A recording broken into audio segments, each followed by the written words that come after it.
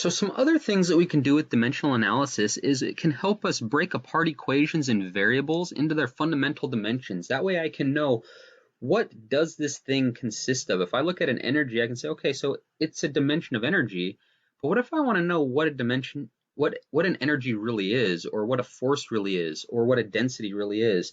I can look at what it's all made up of and understand it a little bit better. So we have talked about speed already. It's like a velocity. We know we can break that up into length and time in the form of length over time. So the next thing that we could talk about would be acceleration. Acceleration is the change of velocity over a time period. A simplified equation of it is below here. A equals v over t, where a is acceleration, v is velocity, and t is time. So what we can do is we can take this and we can start tearing it down a little bit. And so we'll go ahead and we'll start with what we know already, and we've talked about this previously in other videos, is I have a velocity, which is like speed. And when I think about speed, I think of something like miles per hour. And so miles per hour turns into something like a length over a time. And when I do this, I like to just use capital letters for my dimensions. It makes it easy. I don't have to write the word length and time and these things over and over and over. And with them being capitalized, normally for our variables, we use lowercase variables. So I know the difference between, is it a variable or am I talking about a dimension? And so this is what I have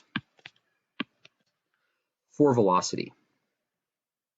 Well, now I can just plug that back in. I would say acceleration equals my length over time divided by time. Now I kept this time on the bottom lowercase for now because we haven't talked about it yet. All I did was I substituted in my velocity because that's all we've talked about. So I kept this time on the bottom as a variable for now.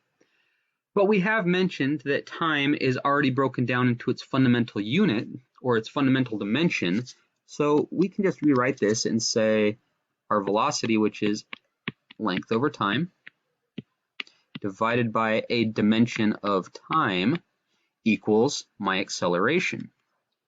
So now I have everything on the right-hand side broken up into its dimensions, its fundamental dimensions. Now I just need to simplify it. And there's a couple ways we can simplify it, and this is where we have to feel pretty good about our math. And if we need to do some math review, now would be a good time to go back and do that. I like to think about, there are multiple ways to do this. I have a preferred way to do it, and that is using fractions. But what you could do is you could just use order of operations, and we'd say, all right, so the first thing I would do is I would do what's in the parentheses up here, which is length over time. And so if I take length over time as a whole and then divide it again, I would get the acceleration equals length over time squared.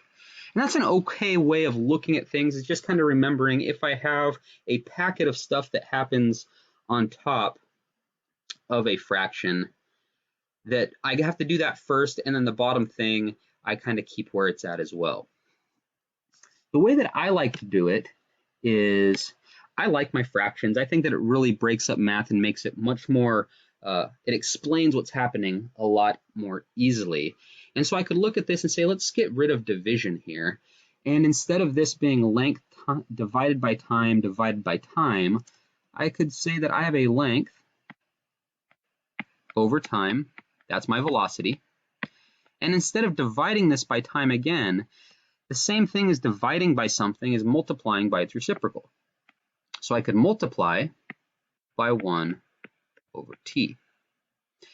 Now if I do this, what I do is I multiply my two tops together, which is just my length, and then I multiply the bottoms together, and I get time squared. So I get that acceleration is length over time squared. Now both of these methods show the same thing. I just prefer Using my fractions, I like working through these problems and using my algebra, but whatever works for you, go ahead and use it. But this is another thing that dimensional analysis is used for, is just to break things apart and really understand it. So an acceleration is really a length over a time squared.